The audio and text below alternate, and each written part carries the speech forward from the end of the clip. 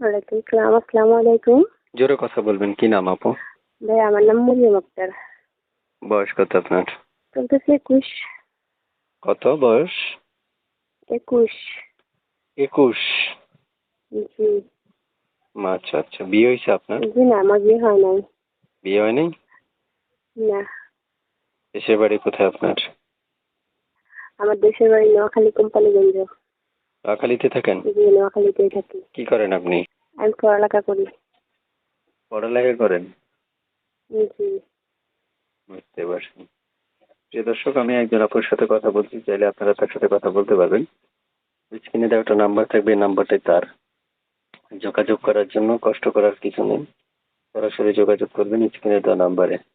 আপু, আপনার কাছে শুনতে যাচ্ছি, বাসায় কে কে আছে আপনার? বাসায় কে কে আছে আপনার বাসায়? আমার বাসায় আমার আব্বু আছে, আমার সৎ মা আছে, আমার আপুর মা মারা গেছে। তো বুঝতে পারছি আপু, শুনতে চাই, এই যে আপনি আমার সাথে কথা বলতেছেন, এই নাম্বারটা কার? এটা আমার নাম্বার ভাইয়া। এই নাম্বারে ফোন করলে আপনাকে পাওয়া যাবে না? জি, এই নাম্বারে কল করলে আমাকে পাওয়া যাবে। ইমো আছে আপনার এই নাম্বারে? জি। ইমো আছে আপনার এই নাম্বারে? ইমো? জি, আমার এই নাম্বারে ইমো আছে। তো আপনাকে কি ইমোতে কল দিতে পারবে? অবশ্যই পারবে। সত্যি? জি, সত্যি। সত্যি তো? সত্যি না? বোন, আপনি আমার কথা শুনেন? জি, শুনতেছি। তাহলে একটু জোরে কথা বলেন। আপনি আস্তে কথা বললে তো হবে না, আপনি জোরে কথা বলতে হবে, দর্শক যাতে আপনার কথাগুলো ক্লিয়ার শুনতে পারে একবারে। হ্যালো আপু, জি, কথা শুন। আচ্ছা ঠিক আছে। বলেন। দর্শক আপনার ইমোতে কল দিতে পারবে? জি, জি, ইমো আছে, এটাতে কল দিতে পারবে, সমস্যা নেই। আচ্ছা।